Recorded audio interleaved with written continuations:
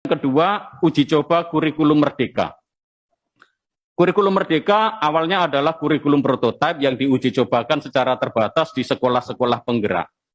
Sampai sekarang belum ada evaluasi menyeluruh tentang keampuhan kurikulum merdeka untuk mengatasi learning loss. Kurikulum merdeka merupakan kurikulum yang diterapkan terbatas di sekolah penggerak, yang sebelumnya disebut kurikulum prototipe, tetapi kemudian saat ini diresmikan sebagai kurikulum merdeka. Tahapan uji coba secara terbatas ini di dalam naskah kajiannya belum menyeluruh, Pak, karena kami melihat pembelajaran berbasis proyek dokumennya baru muncul setelah semester awal. Sehingga di sekolah-sekolah penggerak itu mereka belum memiliki panduan yang utuh dan lengkap untuk melaksanakan kurikulum merdeka. Bahkan hasil dari kurikulum merdeka ini tidak ada, kecuali bahwa ada hasil dari survei persepsi yang dilakukan terhadap Bapak Ibu guru. Jadi terkait hasil implementasi kurikulum merdeka itu kita belum melihat sebenarnya kekurangannya di mana, kelebihannya di mana, dan seandainya sudah ada dalam proses pengembangan kurikulum, semestinya ketika ada catatan terhadap implementasi yang sebelumnya, maka harus diperbaiki dan diuji cobakan lagi secara terbatas 1 tahun untuk kemudian diuji apakah sudah efektif. Baru kemudian diterapkan di dalam skala besar. Sehingga kami melihat kurikulum ini diuji cobakan secara terbatas, hasilnya belum begitu meyakinkan, tetapi kemudian sudah diterapkan secara dalam skala besar. Poin yang ketiga, tidak ada bukti ilmiah untuk membuktikan kurikulum merdeka itu efektif.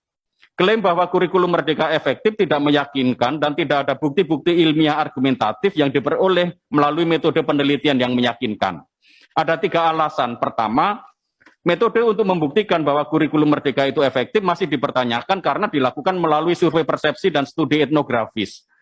Kalau efektivitas dinilai dari hasil belajar, maka asesmen tentang hasil belajar yang berkelanjutan dari proses kurikulum merdeka ini belum dilakukan, sehingga kita sebenarnya belum tahu. Maka kenapa tiba-tiba kemudian ditawarkan kurikulum merdeka secara nasional, ini tentu saja mengkhawatirkan dan patut dipertanyakan. Yang kedua, kami meneliti bahwa sasaran-sasaran sebagian besar sekolah, sebagaimana tadi disampaikan oleh Romo Darmin, itu adalah sekolah-sekolah yang sudah bagus, sekolah berakreditasi A dan B. Ada satu sekolah berakreditasi C di Papua yang juga menjadi sekolah penggerak, tetapi itu sekolah baru. Sementara sarana prasarannya, guru, kualifikasinya semuanya bagus. Beberapa sekolah yang dikutip di dalam naskah kajian akademik di Nusa Tenggara Timur, di Lampung, di Kalimantan, itu adalah sekolah-sekolah yang bagus. Bahkan kami lihat muridnya itu di atas 1000. Artinya ini memang sekolah-sekolah unggulan. Lalu kemudian yang ketiga, alasannya adalah bahwa kurikulum merdeka ini proses pendampingannya yang bagus menurut saya. Karena kementerian memilih instruktur, dan instruktur ini dipilih dari orang-orang yang non-kementerian, bukan widya iswara seperti biasanya, tetapi membuka kepada semua orang yang biasa melatih, lalu kemudian diberi materi, kemudian ada pendampingan intensif selama 9 bulan, in-on di hotel maupun di sekolah, lalu kemudian ada panduan-panduan yang didampingi secara intensif, ada pendampingnya selama 9 bulan, dan itu disebut dalam total waktu 57 atau jam pelatihan. Maka pertanyaannya adalah, apakah yang membuat kurikulum merdeka itu bagus itu adalah inheren di dalam struktur kurikulumnya itu sendiri, atau proses pelatihannya? Maka memaksakan kurikulum ini kepada semua sekolah tanpa pendampingan dan proses pelatihan yang sama, itu akan menjadi bencana bagi sekolah-sekolah.